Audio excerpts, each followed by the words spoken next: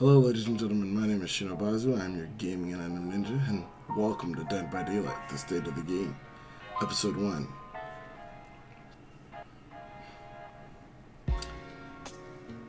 What is this video about? What am I here to tell you today? So if you don't already know this, I am a Dead by Daylight player, but also a Dead by Daylight streamer. But I guess more important than all that, I am someone who's put an obscene amount of time in this game. I have about 45 to 4,600 hours on PC, and another about, I'd say, 300 to 500 split between both consoles. I only say it's such a vague estimate on those platforms simply because there's no accurate way to really track how long you have. I just have stream time and know how long I've owned them for console, and the fact that I get to rank one every season there. That being said, this video I'm here to share my thoughts on kind of essentially what the title of the video says, state of the game. What I think it is, playing on PC, playing on console, playing as Survivor, playing as Killer, and I guess just as a long-time player of the game. I intend to drop these videos at least once a season, so once a month for those of you who aren't sure when Dead by Daylight seasons take place, and as often as once a patch. So in the event that there's multiple patches within a season or a major patch midway through a season, I may drop another video just to share my thoughts on what's changed and how I feel the current state of the game is after said major patch goes through. With all that being said, let's get started. One of the major things I wanted to share with you guys today was my thoughts on the new emblem system. We've had over a full month with it, and I've had time to rank up with both a Survivor and a Killer, and I want to tell you what I thought about it, what I like, what I dislike, and pretty much everything else in between. I know it's a hot and button topic for everybody this season, and I just kind of want to share my thoughts on essentially how I stand on it, where I stand on it mentally. And to be completely honest, I don't like it. I will admit I'm much of a Survivor main, although I have about 4,600 hours on PC. I probably spend a primarily amount of that time playing Survivor over playing Killer, meaning if I had to say it was probably like a 60-40, 70-30 split, with well over 2K, just Survivor, and probably the rest being Killer or something else in between. All that being said, I feel like as a Survivor, the system doesn't necessarily reward the best playstyle or reward everything you do that goes into surviving. At the end of the day, when you're playing the game, your job is to get out alive. That is the job of a Survivor. You are benefited by helping teammates, but essentially one of the original draws to this game for me and many Survivor players was the fact that although you were incentivized through in-game mechanics to save your team, i.e. it increasing your own personal survival rate, it was never necessarily required in order to rank up. How well other players did or how often you were able to save other players never really had a bearing on whether or not you did well throughout the game, which I did personally enjoy and agreed with. It's one of the things that made me play this game over the game I was currently obsessed with at the time, which was League of Legends, which that game in particular heavily focused on you having to play with your teammates and work with your teammates and focused on having to win as a team. This game incentivized playing as a team, but you still win on your own. With that being said, the new emblem system doesn't, I feel, properly represent that. One of my initial issues with this is the whole gatekeeper or lightbringer emblem, which is the first major emblem you get. In my personal opinion, every Survivor should be required to do 1.25 generators. That's 1 1/4. There's 4 Survivors, 5 generators need to get it done. If everybody does 1.25 generators, the doors are activated and everybody can get out alive. That being said, I feel like that is the bare minimum a Survivor should do. Actually, I feel the bare minimum a Survivor should do is at least 1 generator.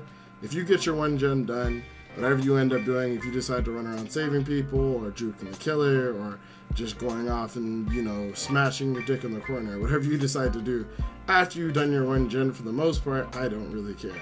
As long as you've contributed that portion of your help to the team, I'll do the best to get out on my own. I don't expect everyone to do everything for me, as nice as that would be from time to time. That being said, doing those things doesn't necessarily seem to be rewarding anymore. In the original ranking system for Survivors, doing a generator received you objective points, and if you got at least 5,000 objective points in a particular category, that was enough to, along with escaping alive, to net you escaped or a rank up, if you will. with the current system, you could do 3 generators by yourself and escape and still not do well enough to rank up, which, I mean, again, if the minimum requirement for a player is 1 1/4, if I'm doing well over double that, I feel like I deserve, along with surviving, mind you, along with surviving, I feel as if I've proved myself as a capable survivor to escape. I made it out alive, and I did almost 3 players' work while doing so. The reasoning for this is that they want you, I guess, to be more active on the map and saving survivors and things like that, which I can understand, wanting to have people do more and be more interactive with both the killers and the other players. The thing is, that's not always possible, but more importantly, it's not always necessary. At the end of the day, if someone does get down or captured throughout the game, you don't necessarily need to send the entire team to save them, and even if you did, only one person is really going to get points for that save. So let's say if survivors play flawlessly, everyone gets their 1.25 generators, and no one gets down, no one gets caught, and we all escape. Based on the current game standards, we all lose a rank for that. We're lucky if we pip, and whether or not we pip is pretty much only on whether or not we had any interaction with the killer. But if the killer simply chased one person the entire time and never caught them, which, mind you, does happen quite often in a lot of games, then all of the other players are penalized for it. This is my biggest problem with the current ranking system.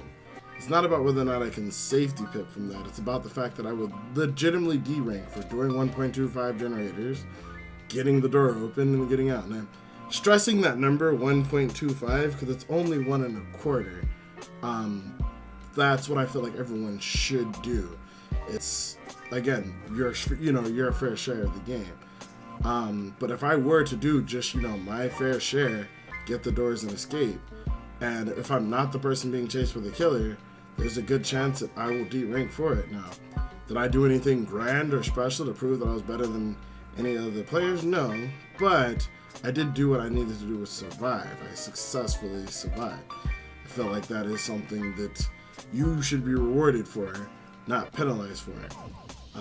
I see constantly throughout the game now where players are going and throwing the game or doing things intentionally to extend the time of the game, wasting time, not necessarily doing anything that helps with either survival or escape, running around in circles, making noise, searching chests, which are all well and good, but don't necessarily contribute to your survival or to the help of the survival of your team.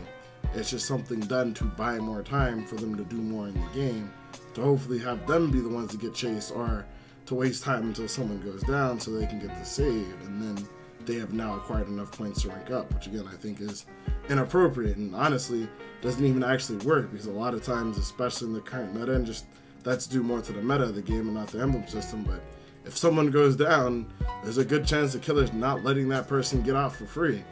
With that being said, it means either you lose points for going down, or that you don't gain any points because if the person you save doesn't escape. Then with the new benevolent system, you don't gain any points for that either.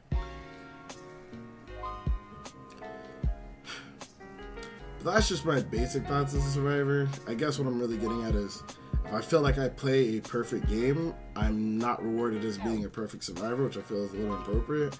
But that also kind of bleeds into how I feel about Killer.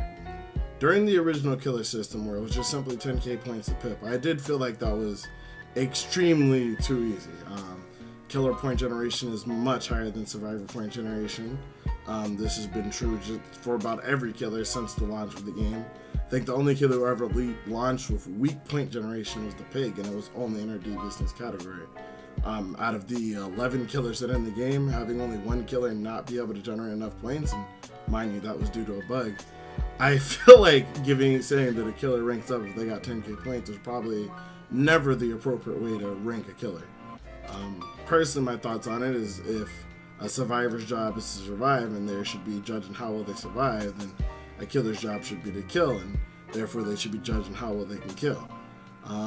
That being said, that's hence why the Killer Cube was born, and how that became such a big thing for killers for such a long time, where it was no longer based on points, but how many survivors they could manage to kill. Now, although I could see why this system had its flaws, the main reason why the system, in my opinion, was put in place was, one, so that killers could reflect to think of how they can improve, i.e. if I killed one person and I don't rank up unless I kill two, then I should maybe stop and reflect or think of how I can kill two people next time. But it was also to help defeat certain things like killers ranking up by being bots, or killers ranking up by farming with friends or being friendly and things like that. It was meant to make it so in order for you to actually be able to progress and play with betterly or higher skilled players or higher skilled survivors, is you had to prove that you were a higher skilled killer. If I wanted to get from rank 20 to rank 15, I had to prove that I could catch and kill rank 20 survivors, and all the way up until 15. And once I was 15, I had to prove that I could catch and kill rank 15 survivors, and so on and so forth. And if I wanted to maintain rank 1, I'd have to prove that I could catch and kill rank 1 survivors, otherwise I'd lose rank and start degressing back to rank 5, and so on and so forth. With that being said, I don't necessarily hate this new system, but I feel as if it's just very unclear. One of the things I always felt for killers is they should always try for the 4K. I can admit that you can still have a good game without getting all 4 kills, and you should not expect to kill all 4 survivors every single game. However, I do feel like that is your job and it is the goal. At every point in the game, your thought process, your mindset should be, how can I kill all 4 survivors? This is generally me personally why I don't generally camp the last person when the exit gates are powered. I don't do this necessarily because I want to let the person live. They are the last objective and my job is to kill all of them. But I realize if I face camp that person and the other team is presented with absolutely no chance of getting that person out alive, they're going to leave, in which case I will fail in my overarching objective as killing all 4 survivors. So I personally go out of my way to create pockets, holes, little openings for people to be able to have a chance to save, but have that chance be at a price. They may be able to get in, but it may be very close, very clutch. They'll have to have borrowed time, D-strike, a flashlight, a medkit, something in particular to tip the odds in their favor. It's just enough so they have a chance, but not enough to where it's easy for them to escape. Because ultimately my goal is to down both the saver and the person I had originally hooked, to again push towards getting all 4 survivors killed.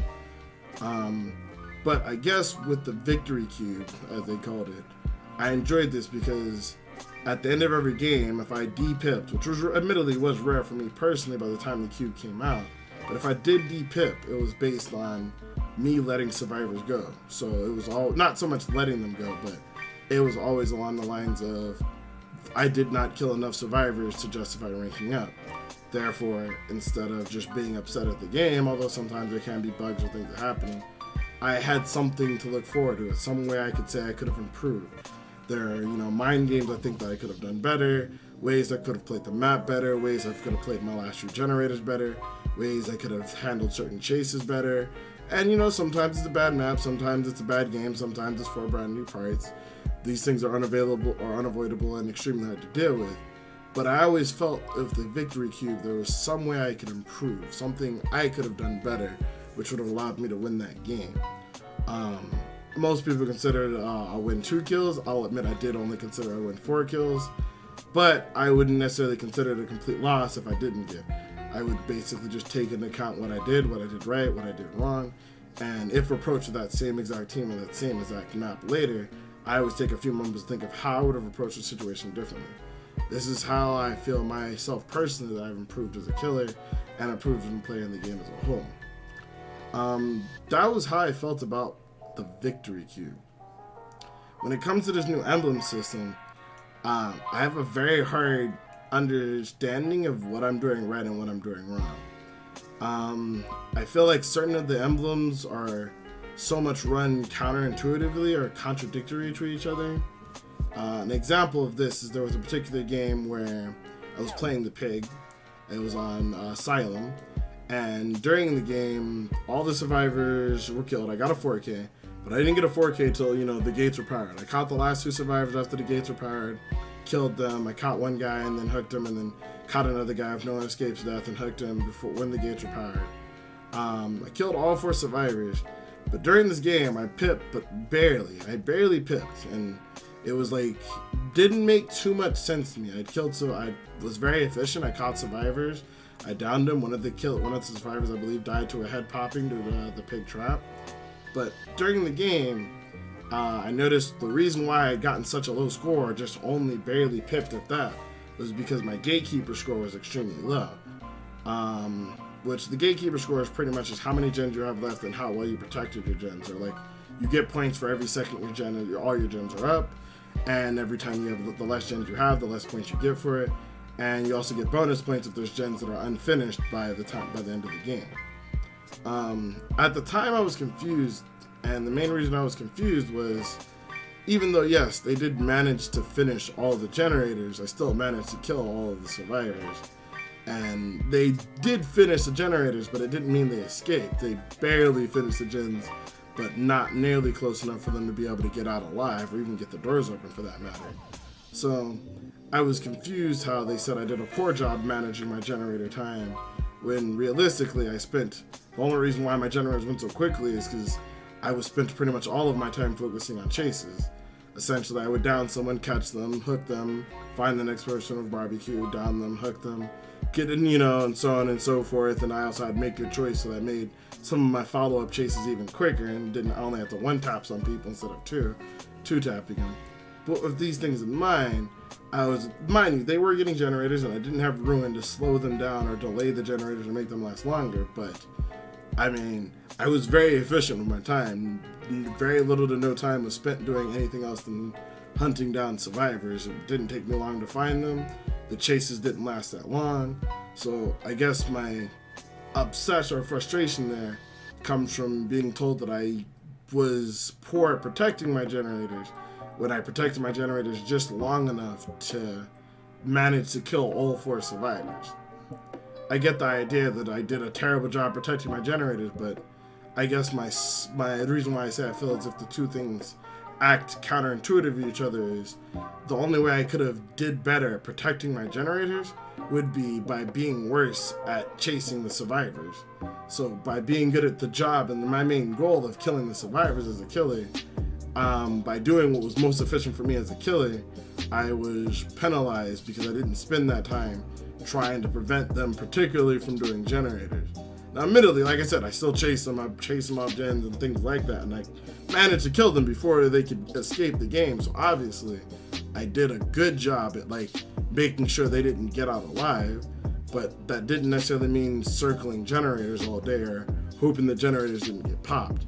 Everything I had put in my kill was, I felt like the best way for that particular killer to essentially kill the survivors. It wasn't based around protecting generators, although I could see where that would be a benefit, but it was based around killing them before all the generators could get done. I guess I just feel as if that's working counterintuitive, because there was a moment in particular where I could have stopped the last gen from being popped. I thought about it. Strategically, I didn't care because I knew I had no one escapes death. But in that moment, in that instance where I thought about whether or not I should let that person escape and kick the generator to keep her from getting popped, or finish this chase so that I could catch the other survivor if no one escapes death afterwards, I thought the best chance I had for the 4K was to finish this chase before NOAD was activated, so that they would not know that NOAD is in play for the final chase of the game. Well, for my opinion, would be the final chase of the game. It was a conscious decision I made that helped me secure the 4K and win the game. But the game was telling me, and mind you, it was the right play. I got my 4K, but the game basically told me that it was the wrong decision to make, simply because by not kicking that generator, I was only barely awarded the pip that I felt I deserved in that game. I guess this is why I'm unhappy with the emblem system all around. I feel like as a survivor, you are not awarded for doing what you should be doing, and penalized for basically not adhering to a particular playstyle, which is pretty much do generators, find the killer and let him chase you, and also save every person that gets on the hook, or go out of your way to try to find people to heal. Which again, I think are all fine things to have as options to rank up, but I don't think whether or not I go out of my way to save someone else has nothing to do with my personal survival, I don't think I should be judged solely on whether or not I'm able to do that for my own proof of being a skilled survivor, if that makes sense. And as for the killer side of it, I just feel like I don't necessarily know what I'm doing. When it was 10k points, I felt like that was trivial, and kind of something I had always, already done. Getting 10k points wasn't hard. So during the 10k point phase of Killer, it was always trying to go for the 4k. And so when the Victory Cube became simply about going for the 4k, I guess it just kind of fit into my already current playstyle. My goal was always to try to kill all 4 survivors since it was my job as a killer.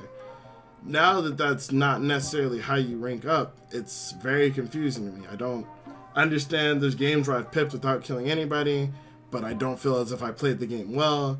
There's games where I've not pipped after killing 1 or 2 people and been confused as to what necessarily I did wrong or what I could have done better in that game. I guess to me at the time, the reason why it becomes so confusing or daunting is the simple fact that, like, even though I feel as if I'm playing the game to my best of my ability, it's not clear what I could have done better. I guess you could say by having poor gatekeeper score, you could say, oh, you should have protected your generators more. But at the same time, if I was spending more time protecting my generators to get a higher gatekeeper score, I may not have gotten the 2 kills or 3 kills that I've gotten, and gotten, the higher devout score, or the higher... There's another score in particular that's based on, like, downing players, which I don't fully understand, too. I've never really understand that. And the chase one seems completely asinine. But I guess, I'll make a separate video, again, explicitly about the emblem system. But I just want to say is, I don't necessarily know what I'm doing right. And that's what bugs me. It's not necessarily that there's anything wrong with it or anything like that. It's just, I felt like with the Victory Cube, there was a clear distinction of 2 survivors escaped or 3 survivors escaped, and this is why you didn't rank up. But you could rank up with 3 survivors escaped. It was extremely hard. We basically had to hook every survivor at least twice, and then 1 survivor once and kill 1 survivor. So it would be like 2 hooks, 1 hook, and then a kill, and you would rank up. It's very hard to pull off, but it could be done. Or the other option would be killing 2 people and hooking 1 other person once. However you wanted to split it. But in those scenarios, it was always very clear why I pipped, why I didn't pip. I only killed 1 person, I only killed 2 people, but I didn't hook anybody else out of the 2 that I killed, meaning I focused on those 2 people too much, and maybe should have tried to focus on another survivor and get Shakira killed there, even if that meant letting someone I had already hooked go. But there was always like a clear end game or a clear idea of where I should be going as a killer. As of now, it's just simply you need to chase them a lot. Don't really know how much you need to chase them. They say somewhere between 22 and 28 for iridescent, which, I mean, makes sense, but doesn't really make sense. And I've had chases in games like that where I don't get iridescent, I get a gold, and there's no real explanation as to why, except for the chase took too long and it needed to be quicker, or the chase was too quick and it needed to be longer, or, whatever the case might be in those situations. And I guess that's just why I don't necessarily like it. It's just, I think it was, with the Killer Cube, even if it was harder to rank up, it was very clear what you needed to do to win the game. As to now, it's just down people, don't let your gens get popped. Like, you're scattered in so many different objectives at the same time. It just seems like, what is the point of the game? Is the point of the game for me to keep the generators from activating or kill all 4 survivors? I'm basically being graded on both at the same time, which again, and this doesn't make sense to me. I'm fine with letting all 5 gens pop. If I'm running a particular Freddy Krueger build, I'm fine with letting all 5 gens pop and then killing all 4 survivors at the end of the game. If I'm running a build that's built around that, I don't think those are inherently the best builds, but if that's the way you want to run it, as long as you killed all 4 survivors, I feel like that's, the appropriate way to play the game. Yeah, to an extent, but again, a video for another time. However, I don't feel as if keeping your generators from turning on should be your primary objective at any point in time in the game. Your generators are simply the tool for them to escape, and you preventing them from finishing the generators, in my opinion, is just the tool of you keeping them in the game long enough for you to accomplish your objective. But as a survivor, your objective should be to survive, not save people, not necessarily run the killer around, not play around in his, not play around in his basement, but it's simply to get out alive. And as a killer, your job should simply be to kill the survivors and make sure that they do not get out alive.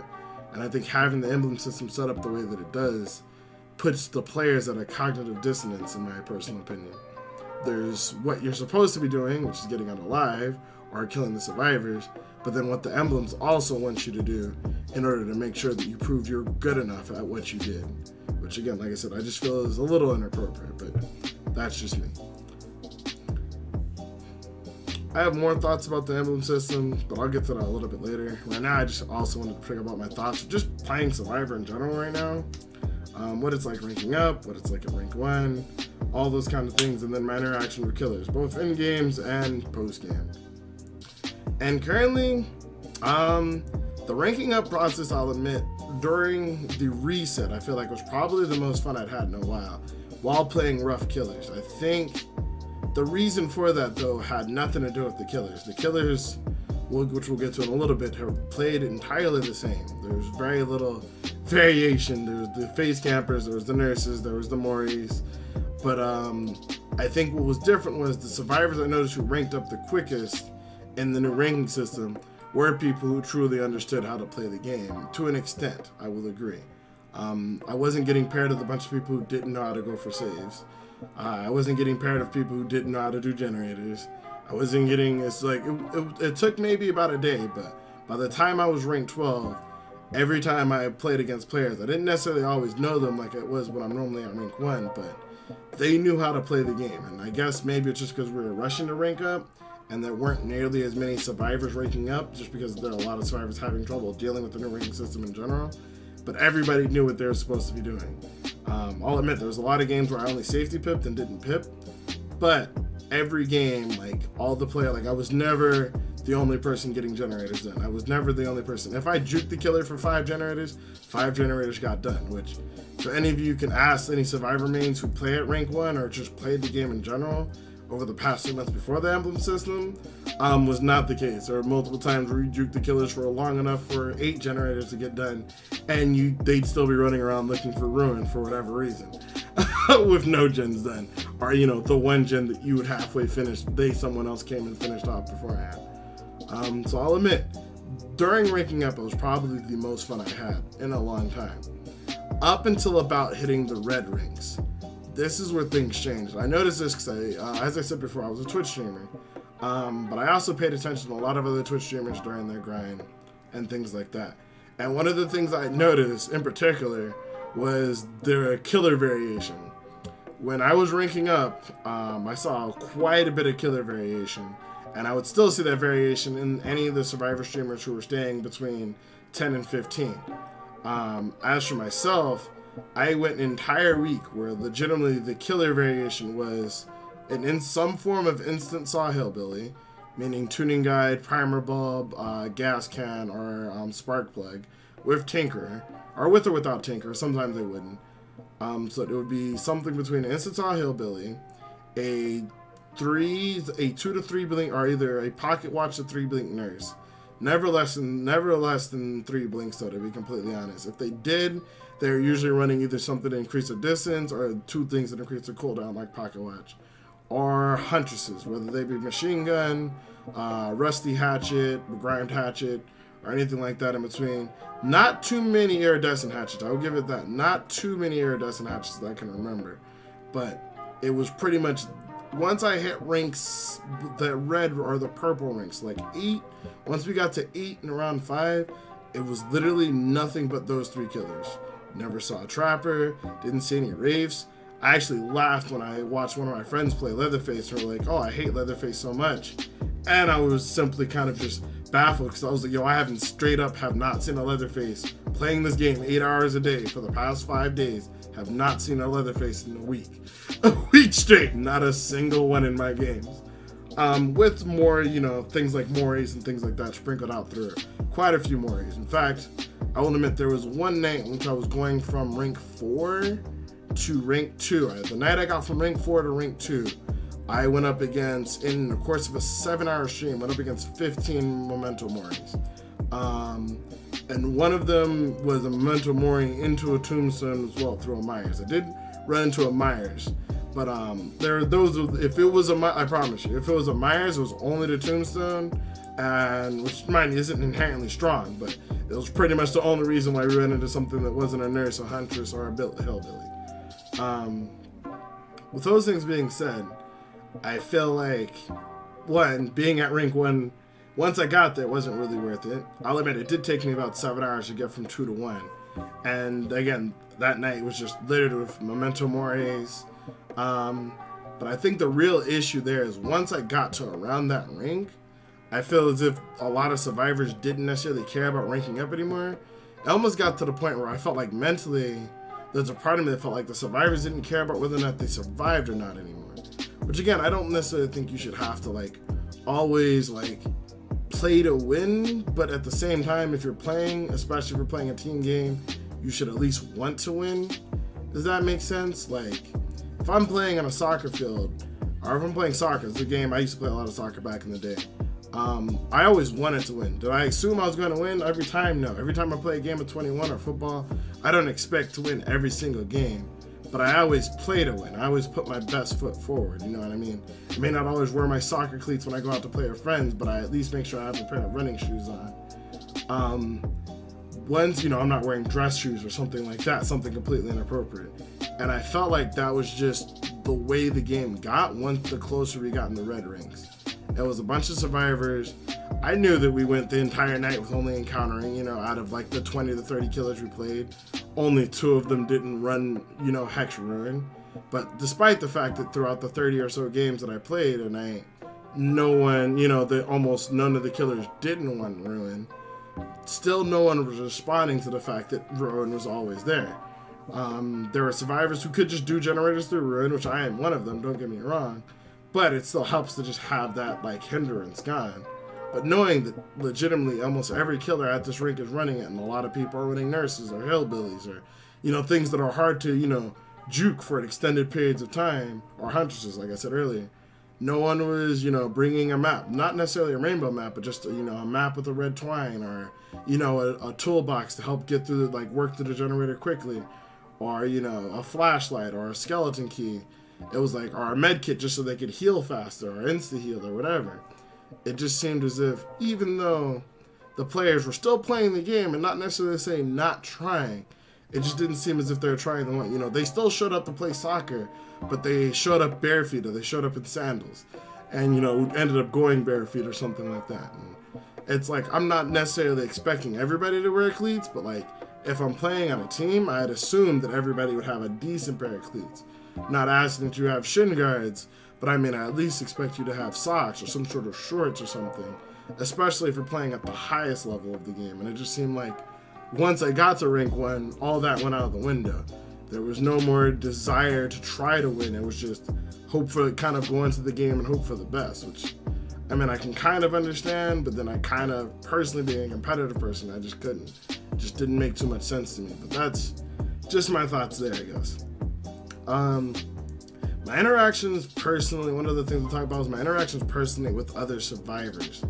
One of my major issues and why I generally don't play at rank 1 for too long, or why I originally ended up playing on console, which is why I have both PlayStation and Xbox, is a lot of times in games I don't have issues with killers in post-game and pre-games. I have more issues with other survivors. Being a streamer as I am, and being both a, you know, prominent survivor main and killer player, because I do get to rank 1 on killer every season as well, I end up encountering people on both sides of the fence. I end up playing a lot of killers, and then I end up killing a lot of survivors. Like I said, I play relatively well. I do go for the 4K. I don't generally camp, but I do try to win. Like I said, I don't, you know, I'm not shy about using add-ons if I feel like you have a bunch of items and things like that. Like if I see 4 toolboxes, I'm probably going to play my doctor and run an Iridescent King, or, you know, run Franklin's Demise or something like that. I'm not shy about adapting to what I see before me. That being said, running into a lot of these rank 1 survivors in solo queue or duo queue, there's one other streamer that I'd usually play with once I get rank 1 named Crunchy Egg Rolls, but running into these players consistently, it was a lot of times I'd have to hide my name, hide my identity, private my profile, even go as far as changing my profile picture. And the main reason for this is just the players. I mean, it could be partially because I'm a streamer, partially because I've killed them, partially because maybe I didn't save them or whatever, you know, whatever the case might be, or possibly because I pissed them off and they were trying to kill me. But a lot of times, if I'm not careful, I end up playing against the other players in the game. This wasn't super bad this particular season, I'll admit. I didn't run into them. But there were 2 standout incidences, which again also I ended up playing on console. Just mostly with streamers. And I know this is kind of comes with the state of the game when you're playing as a streamer, where, you know, you always run into the guy who wants to make the name off of being involved with another big streamer. You know, if you're a small guy and, you know, you end up getting to play, you know, squads of ninja, it's a big thing for you, you know what I mean? But it's also a big thing if you end up being able to kill ninja. So there's a lot of streamers or a lot of players who will, you know, basically play the game and essentially go out and try to snipe Ninja's stream or try to snipe Ninja's match. Not so much to snipe him to, like, you know, necessarily cheat in the game to beat him, but so they can get in the same game with him so they have the chance to play against him. And this was becoming all too prominent in Dead by Daylight, especially with a much smaller community as Fortnite, where I was getting a lot of streamers that were going out of their way trying to snipe my lobby or snipe me in Crunchy's lobby so they could play with us, so they could play against us, so they could sandbag us, all because they wanted to be involved with drama or whatever, you know, whether it be part of the epic play where they save us, or the, you know, the epic meme where they sandbag us, or the drama where, you know, somebody bitching out somebody in the post-game chat. And it just got really, I guess, tiring.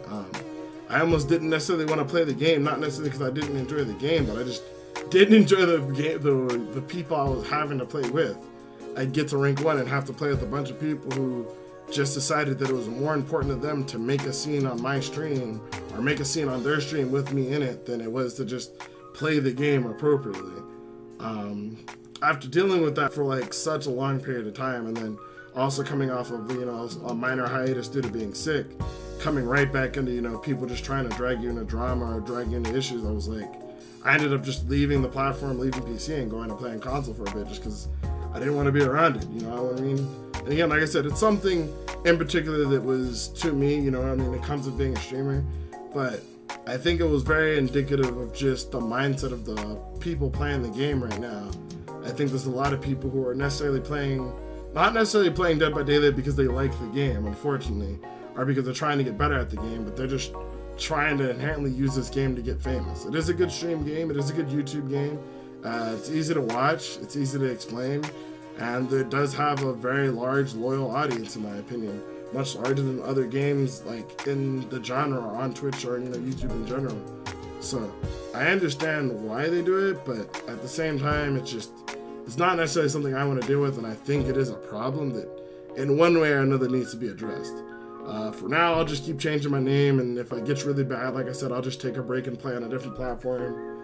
I personally think next season I'll probably end up starting on console, letting those guys get to rank 1 on their own, and then just climbing afterwards after most of the guys have already, you know, done their grind to rank 1, so I don't have to deal with them while I'm ranking up, and then once I get to rank 1, I'll just kind of, you know, deal with it from there.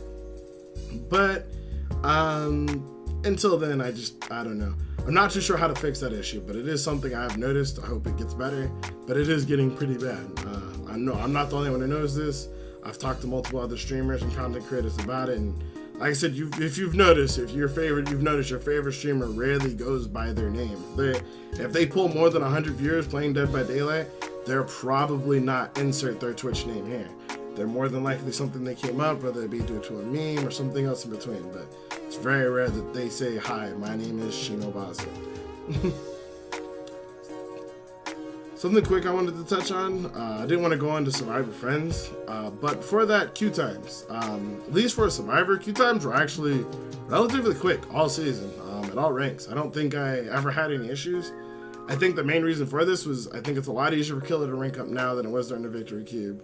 That is for sure. Whether they know why they're ranking up or not, I don't know, but I know they're ranking up a lot faster than they were before. With that being said, I know survivors are ranking up much slower than they used to. This is true for even some of the best players. So with that in mind, throughout the whole season, even when I got all the way to rank 1, I don't think I've ever had any issues with queues. I've maybe had some issues where they pulled me into like really far off lobbies where I could tell, 250, 300 plus ping. But even if I choose to like dodge those lobbies and get another queue, I'm usually in another match within 30 seconds. So 30 to 60 seconds, but 30 seconds being the average and 60 being, the above average time. So I think queues have been pretty good for Survivor at the very least. Even when I did Survivor Friends, doing 4-man Survivor Friends, regardless of what our ranks were, all rank 1, all rank 20, or somewhere in between. All our queues seem to be almost instant, which I mean is a good thing in my opinion. I always am a fan of faster games, personally. The last thing I want to talk about Survivor was just playing console. I play a lot of console DBD. That's kind of what I do to take a break from PC. PC is where I main, but like I said, I very commonly will break off to play on Xbox or PS4, mostly to play with viewers who just don't necessarily have the PC platform, and I think viewer games are much more fun and relaxing for me on console, just because I think just due to the lack of people knowing who I am, and it's more of just focusing on the gameplay and not focusing on trying to be, let me get the streamer guy. But with that being said, I will say that I have noticed, and this could be somewhat due to my time slot, because I do stream over the graveyard shift, console queues are getting extremely slow. Unfortunately, there's no app like Steam charts to tell you how many people are playing on console. As for like on Steam, I can check at any given moment to see exactly how many people are playing, or just how many people are playing over the month. And I do know that it's on a decline, but I guess I couldn't tell you exactly how much of a decline that is. But I will say it is very common, especially during my console streams.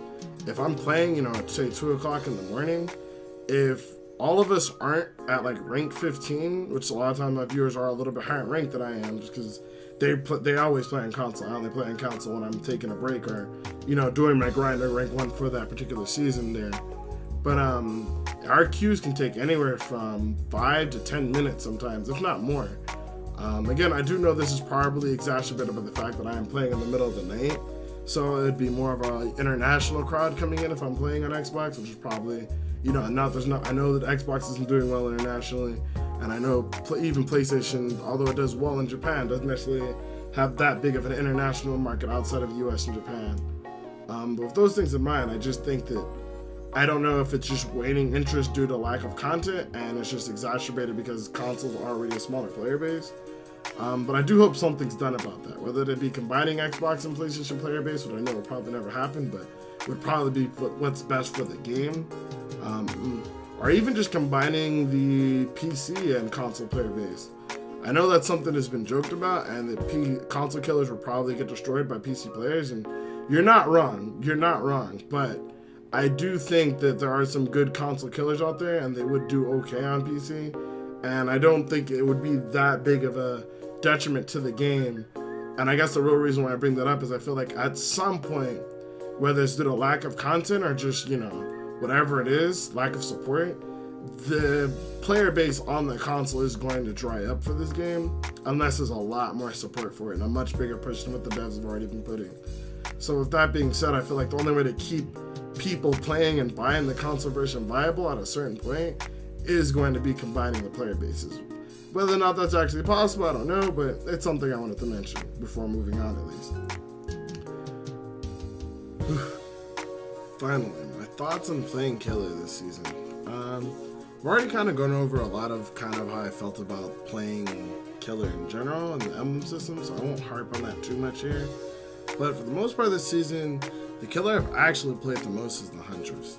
The main reason for me doing this is I just kind of wanted to learn something a little bit new, and also I will admit, during my road to rank 1 with the Emblem system, I would have to say, due to the fact that I only played Huntress, Nurses, and Hillbilly, I actually had to notice, and I guess it just kind of brought out, that I feel like, at the time at least, playing against Huntress was probably my weakest killer as a survivor.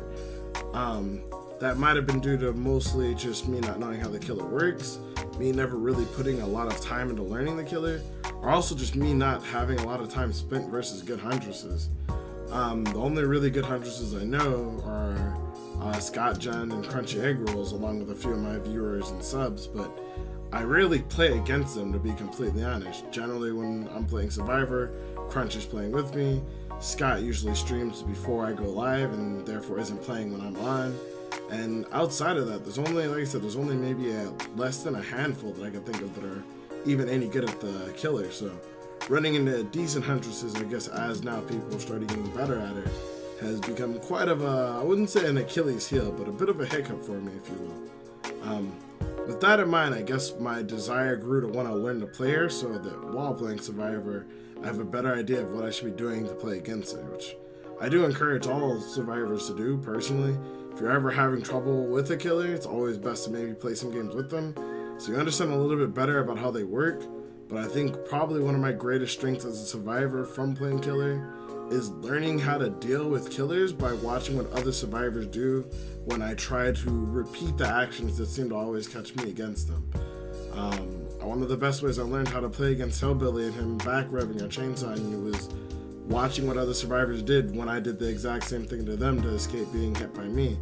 And sometimes, things work or don't work with varying success, but I do feel it's one of the best ways to learn how to deal with something you're having trouble with is learning how it thinks, you know what I mean? As I say, if you can't beat them, join them. As for killer queue times, they've been kind of all over the place. I know when I was at rank 15, they seemed really long, anywhere between 1 to 5 minutes. Usually being on the shorter side, but it would usually take about a minute or two for the lobby to fill. On rare occasions, though, it would take up to like 5 to 10 minutes while still at rank 15 for queues to fill. Once I started ranking up a little bit and got to rank 12 or, rank 14, rank 13, and rank 12, the lobby started filling up a little bit faster. But then I also noticed as soon as I hit rank 10, the lobby started drying up again. And it just seems to be very hit or miss with the situation. I'm not too sure if it's just based on the lack of survivors. I didn't rush to ranking up, but I know some survivors are still ranking up, even if it's slowly. So I feel like at least until I get close to rank 1, they should be okay. I'm currently only sitting at rank 8, but the main reason for that, like I said, is I've been taking my time playing Huntress. I haven't been using any of her really gimpy add-ons like Babushka or Flower Weave or Flower Reef, or anything like that. Mostly just trying to learn how to play her base, or maybe just with extra hatchets for extra, practice shots, aiming and whatnot. And I've been taking my losses with pride. Haven't been super concerned about camping anybody or securing kills at the end of the game. Been more just trying to get as many chases as possible during the game so I can get more and more practice actually throwing hatches, because I think that's going to be where I get my strength with her and where you put the strength with her as a killer is. So with that being said, though, I'm not ranking up quickly. There are a couple of times where I'll see a particular survivor, or I'll see someone I know, or just a particular player that may be on my personal blacklist that I switch over to one of my main killers like Doctor or Trapper for. But for the most part, I spent a majority of my time just playing Huntress and just trying to learn the ins and outs of that killer and what perks work with her, what perks don't. Trying out things like Remember Me, which I never really used, Ruin, which I'm not a huge fan of, and things like that. And I've enjoyed it, to be completely honest. I have to agree, like what most people said, she feels very rewarding to play. When you get that cross-map hatchet, or you get that, that clutch over the pallet through the corner, or, right at the edge hatchet hit, it does feel really rewarding and feel really good when you manage to hit that, because one, it's not easy. Two, it's a combination of both your personal skill of being able to control the character and you being able to predict what the survivor is going to do.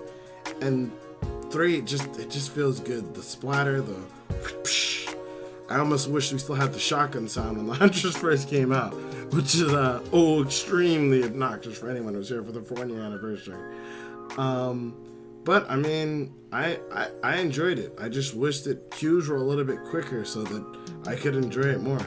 It wasn't terrible. Like there was never. I hear at rank 1 right now, some killers are getting up to 30-minute wait times, which is pretty rough, but isn't kind of part of the course. Again, just mainly because one, there's probably not that many survivors playing, and two, there's probably just not that many survivors rank 1. I've seen quite a few people struggling to get there, so it doesn't surprise me that queue times for rank 1s are that long. But I wouldn't say they're terrible, but I feel like they could be better. They could be better. I'm just not too sure how they're going to improve them. During my time learning Huntress, obviously there was a lot more people escaping than what I'm normally used to when I'm playing one of my killers I'm more familiar with. And I did run into my fair of toxic survivors.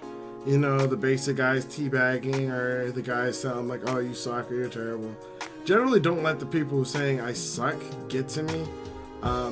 I do spend some time, like for example, there was a particular Jake who confronted me about tunneling him for the entire game. Now admittedly, I did chase him for about 4 generators trying to hit him with a hatchet. I chased him pretty consistently. The main reason for that is one, he didn't actually try to lose me. he kind of just sat at pallets where it was easy to track him. So, because I did stop several times during the chase to reload on hatchets. But eventually I did catch him. It was on the Thompson house. I did catch him. I hooked him, and then I left him and went to go chase another survivor. And even as they popped the last generator, which is what they did after I hooked him and started heading towards them, they popped the last generator. I still kept my focus on another Meg that was in the game and down and hooked her. And then eventually, they all got out. I still tried to kill all of them, but, between a combination of borrowed time and just the fact that I'd only hooked 2 people, they still had plenty of perks and ways to get out without me, unless I was going to face camp without really them being able to stop from getting out alive. But in the post-game chat, I was a little confused. He was upset that I tunneled him for 4 generators, which, to be completely fair, it was 4 gens, but they found Ruin right off the bat, and doing 4 generators if you're not being chased doesn't take that long. And then not camping him. He was complaining that I tunneled him and focused him through the game, and even the other survivors explained to him in the post-game chat, it's like, yeah, he chased you, but he downed you. He's like, he didn't camp you. He literally went to the other side of the map and let us save you. And he was like, well, still, you tunneled me, you suck. And it's just like, dude, he literally let you go after chasing you for the entire game. Most killers would sit in front of you with a hatchet out, and you're just like, whatever, you're terrible, you tunneled me, blah, blah, blah. And I don't know. That particular survivor, I kind of laughed it off. It seemed like he was really serious, and I was trying to explain to him, look, I chased you, I'll give you that, but, I let you live. I could have been a douchebag, and I didn't, because I'm more focused on getting better at hunters, not really killing you. That's not my priority here in this particular round.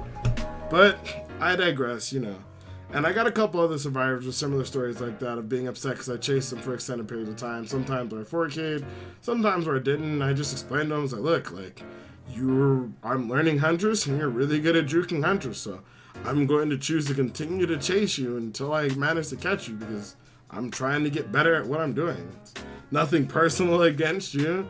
Unfortunately, I'm kind of using you like an instrument for my instruction, but you're good at the game. You should take it as a compliment. But I do my fair due diligence of if you manage to juke me for the entire game, if I finally catch you, which I usually do, I don't camp you. I don't face camp you with a hatchet out or anything like that. Generally pretty soft-spoken and pretty chill about it. If you do get derogatory in post-game chat, I do relatively warn those players that if I catch them again, I won't be as nice. And the few players I've caught again did not play my Huntress the second time they saw me. A lot of them either ended up DCing in the lobby, or dodging the lobby when they saw me, DCing during the game, or just DCing during the loading screen if they don't just get instantly found and killed. But then I am a pretty good killer, and if I'm not playing a color that I'm learning, there's a very low chance you're going to survive unless you're at rank 1. I'm pretty confident that unless I run into 4 survivors that are about the skill level of myself, Crunchy or like AOPJ or something like that, unless I'm running against a full squad of people at that level, I'm probably going to kill at least 2 to 3 people, if not 4K.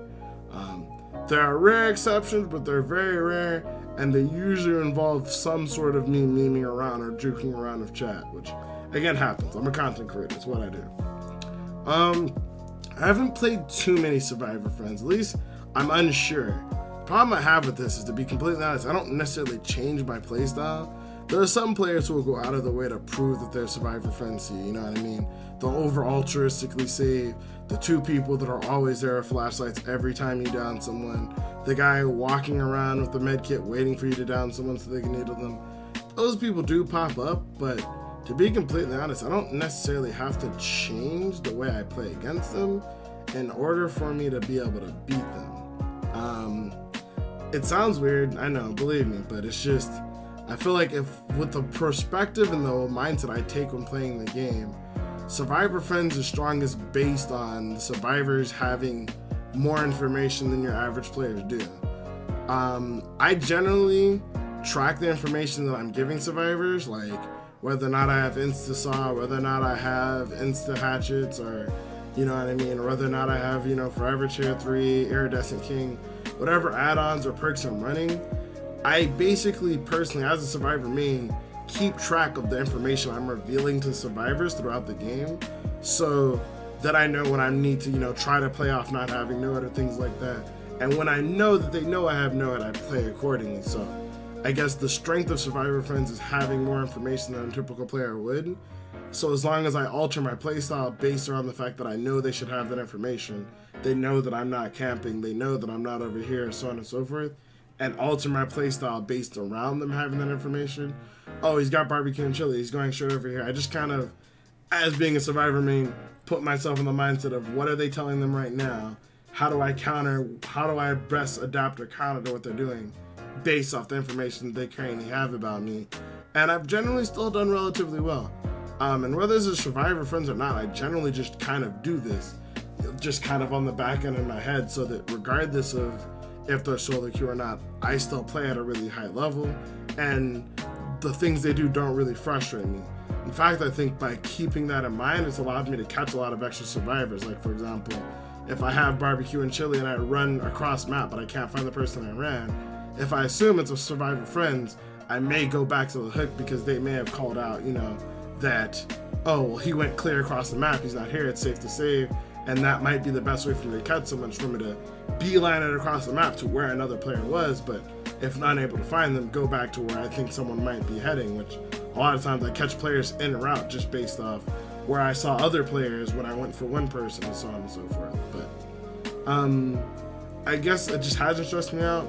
I do know there was one in particular game where I did dodge this season. It only stands out to me because I was playing Huntress. I was being nice, but it was someone on my blacklist, I didn't realize it. And then post game, they got extremely toxic. When I got them the second game, they got a run back with their full survivor friends. The only reason why I decided to leave the lobby was clear to me at the moment they were stream sniping. My initial thought was to switch to a nurse and go to, it's almost kind of a mean toxic build. It's a 5 blink Ebony Warrior nurse. No nurse ever really needs 5 blinks. It's more just to send a statement than anything else. But over the course of them waiting, sitting in the lobby for the countdown, all 4 players switched to different characters and were putting on toolboxes. So it was very clear they're planning on doing the 5 brand new part route, which had I had the right build available in my doctor, I would have played and just switched to my doctor. But since I didn't have the add-ons, I decided to dodge the lobby. Like I said, more due to the fact that I could see it was clear they were stream sniping me, and I didn't necessarily have what I wanted in my doctor to play against that particular playstyle. But outside of that, I haven't ran into too many toxic groups. Only really running into that one group that was, like I said, getting clearly stream sniping me. And I guess my personal feelings on Survivor Friends is just adapting and changing your playstyle. If you think it's Survivor Friends, change your playstyle to it. If you think their biggest strength of Survivor Friends is they gain new information, so keep track of what information they're gaining, and as they're gaining that information, change your playstyle around knowing that they now know that about you, and try to pick perks that don't matter. Like, for example, if I'm playing Survivor Friends, it doesn't matter, in my honest opinion, if they know I have barbecue and chili. It's a common perk, it's a strong perk. Even if they know I have it, I'm still going to use the perk. I might adapt sometimes my movement or try to predict where they might double back to or high to. But again, they can know I have barbecue and chili, I don't care. They can know I have brutal strength, they can know I have enduring, they can know, whatever perks they know I have is fine if they know. I just adapt my playstyle around that. And I feel like I do relatively well that way. But that's just me. I already spoke earlier about the emblem system. I do feel somewhat conflicted about whether or not I know if I'm actually leveling up or what I'm doing right or what I'm doing wrong. I'll do a full video going more into depth of how I feel about that, but I do, like I said, if I had any short thoughts on it, would just be I wish it was a little bit more concise and it was a little bit more not counterintuitive, a little bit more not intuitive, but synergistic. I feel like the previous scoring system for killers, which was hunting, brutality, sacrifice, and deviousness. Deviousness is synergistic with hunting. You generally use your secondary ability along with hunting to down a survivor. Brutality was synergistic technically with deviousness as well, because a lot of times your secondary ability also involves some sort of brutality, like, chainsawing someone or hitting someone coming out of cloak or things like that. And lastly, sacrifice is just the ultimate end game. You want to sacrifice the survivor, so whether it be putting him on a hook or mooring him or somewhere in between, you always want to focus on doing those things. So I feel like those 4 things synergize with each other, as to where gatekeeper and chaser are counterintuitive to each other. If I'm not protecting my generator, if I'm chasing someone, I'm not protecting my generator. So I'm torn between protecting my generator to get more gen points or committing to this chase to get more chase points. And like I said, I just feel like it's very counterintuitive for a killer. So, but again, I'll save that for another time.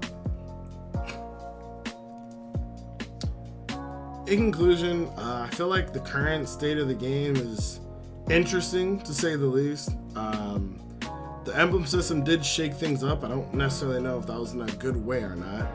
We'll be coming up on our second full month of the emblem system, so we'll know how that goes for soon. How much I'll play this season, I'm recording this video actually the day before rank reset, so and to be completely honest, I don't plan on playing anymore. The Death Garden Alpha, which is Behavior's other game from the other team in Behavior, is out. It's a closed alpha, but it's actually been a lot of fun. I've had a blast playing Runner, decent amount of fun playing Hunter as well. So I'll probably be staying on that until the 14th, in which it closes. So at least for this particular season, I don't plan on playing too much more Dead by Daylight, but I'll be back next season.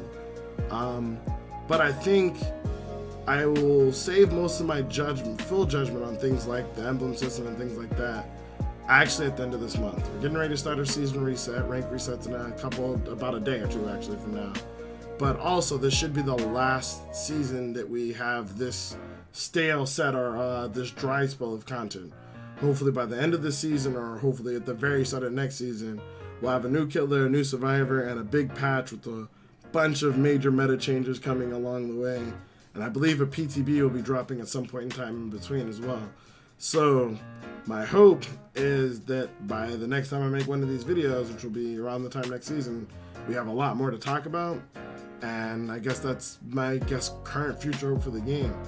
I do feel like if there's one thing I didn't touch on much in this video that I do think the devs should be considering, is recently they took down their report document. They had a Google document. It was a staple in my stream actually. That was used to report players for, misbehaving, survivors working with killers lag switching, killers hacking, things like that. Survivors griefing, people being extremely toxic in post-game lobby, and not just saying like, hey, get good scrub or you're bad, but going along the lines of anything racial, anti-Semitic, homophobic, things like that. There was recently, they've taken this Google document down, and to my knowledge, they haven't given players in the community a clear way to report people with them removing that. I don't watch most of the dev streams, I will admit, but I do generally go through all the dev stream recaps and like all the highlights and things like that. And through what I could see, at no point in time did they mention taking this down in any of the dev streams since, nor have I found a clear answer to where people should send their reports or, their recordings or whatnot to basically have these people dealt with. So a little curious about that. I hope they do address that soon, because and honestly, one last thing, I do hope that they maybe become a little bit more vocal behind the reasoning of their bans. A lot of bans recently have caused a lot of controversy due to lack of understanding of why people are banned. But more importantly, I think, I feel like a lot of bans are just not happening. And I could be wrong. There may be people who are actually getting banned out. There are killers I know that have been reported for legitimately using a bug that allows you to use every single killer perk in the game. But because they're so quiet about the banning system and they don't ever give you any sort of reply, you don't really know what happens to those players unless you watch their account, and constantly check back into them to see if they've, I'm gonna pinch myself, to see if they received any sort of game ban or VAC ban or anything like that. You never really know what happens to a lot of those players.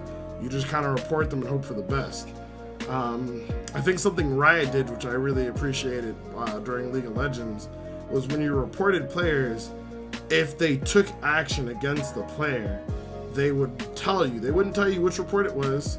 They wouldn't tell you what they did, whether they banned them or gave them a warning or anything. But they would still tell you if they took action against someone you reported, they would let you know that action was taken. I think that was really good on Riot's part and really good on most game devs' part, because I feel like for a lot of people, especially when the in-game report system was the only thing, it was a joke among most players because they saw it as nothing was done. You could report people all day long and nothing would happen, nothing would be done. And thus, a lot of people just didn't report and didn't feel like it was worth doing. So I feel like giving some people some sort of feedback or feed forward, if you will, towards what's happening when they report somebody, even if it's not saying exactly who it was or that a ban went through, but just letting you know that if you reported someone, if action was taken against that person, I think would make people more likely to feel it's worth taking the time to fill out the report, or, you know, the extra steps, because it is a lot of extra steps.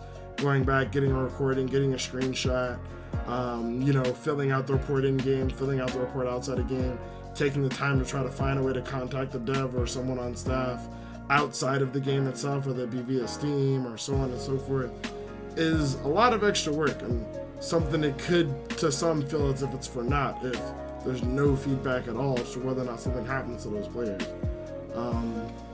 I think it's something that should be addressed, especially for a game as big as Dead by Daylight. I know they never expected it to be this big, but since it is, I do think it's something they should do something about. Like maybe take a tip from League of Legends or whoever.